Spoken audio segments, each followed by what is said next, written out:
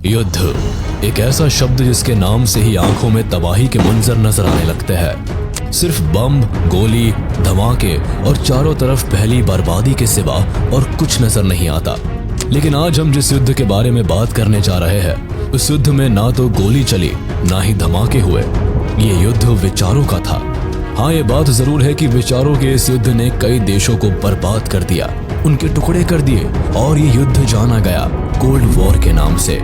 दोस्तों, मार्च 1979 में अमेरिका और सोवियत संघ के बीच एक कोल्ड वॉर अपने चरम पर था और वो दोनों युद्ध के कगार पर थे। उसी वक्त अमेरिकन सोनार्स ने एक अनयूजुअल एक्टिविटी को डिटेक्ट किया सोवियत संघ के पास, एक अनआइडेंटिफाइड मशीन जो कि समुद्र के नीचे टॉर्पीडो से भी तेज जा रही थी।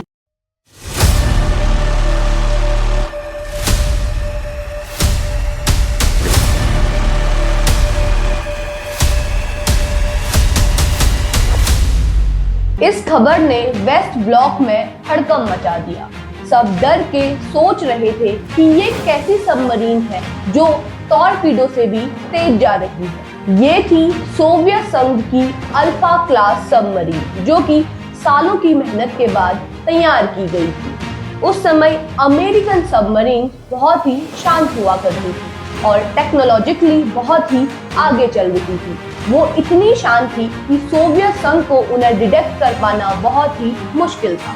वो ये जानते थे कि साउंड के मामले में अमेरिका को पीछे करना बहुत ही मुश्किल है, इसलिए उन्होंने डिसाइड किया एक ऐसी सबमरीन बनाना जो कि बहुत तेज हो, जिसके सामने टॉर्पीडो भी फेल हो जाए। इसी वजह से उन्होंने 1961 में प्रोजेक्ट 705 स्टार्ट किया। अब तक सोवियत संघ की एक ही स्ट्रेटजी होती थी कि बल्क में वेपन्स को बनाया जाए जिनको इजीली रिप्लेस किया जा सके, लेकिन ये स्ट्रेटजी अब उनको फेल होती हुई दिखाई दे रही थी। इन सबमरीन्स को नाटो ने अल्फा क्लास सबमरीन नाम दिया और ये थी भी टेक्नोलॉजिकली इतनी एडवांस कि पूरा वेस्ट शॉक में आ गया था। इन सबमरीन्स को बनाने के लिए स्पेसिफिकेशन ये थी कि ये 1000 मीटर तक की डेप्थ तक जानी चाहिए और ये मशीन 1 मिनट में 0 से 60 पर किलोमीटर की स्पीड पकड़ ले, जो उस वक्त किसी ने भी सोचा नहीं था। इन सब को अचीव करने के लिए ये डिसाइड किया गया कि ये सबमरीन स्टील की जगह टाइटेनियम ही बनाई जाएगी और इनमें एक लिक्विड कूल्ड रिएक्टर लगाया जाएगा जो कि साइज में तो छोटा होगा लेकिन 3 गुना ज्यादा फास्ट होगा। और साथ ही साथ इनको इतना कॉम्पैक्ट बना दिया गया कि उसमें सिर्फ 32 लोगों के ही रहने की जगह बची, जो कि एक एवरेज क्रू का 1/3 पार्ट था।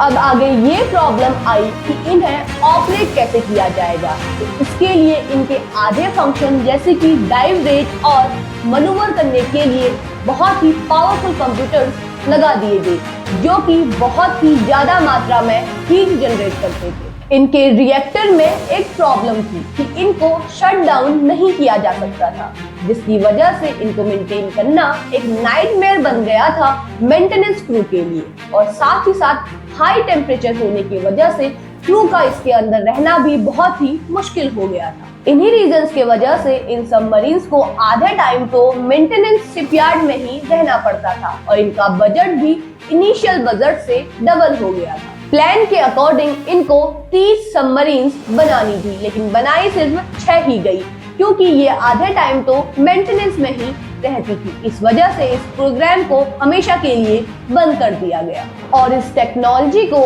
आगे जाकर टाइफून क्लास सबमरीन्स में यूज किया गया।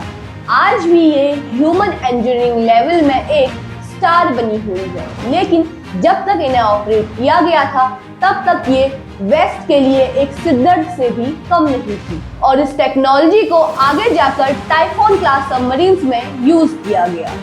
आज भी ये सबमरीन्स इंसान के इंजीनियरिंग लेवल में एक स्टार बनी हुई है, लेकिन जब तक इन्हें ऑपरेट किया गया था तब तक ये वेस्ट के लिए एक सिरदर्द से कम भी नहीं थी।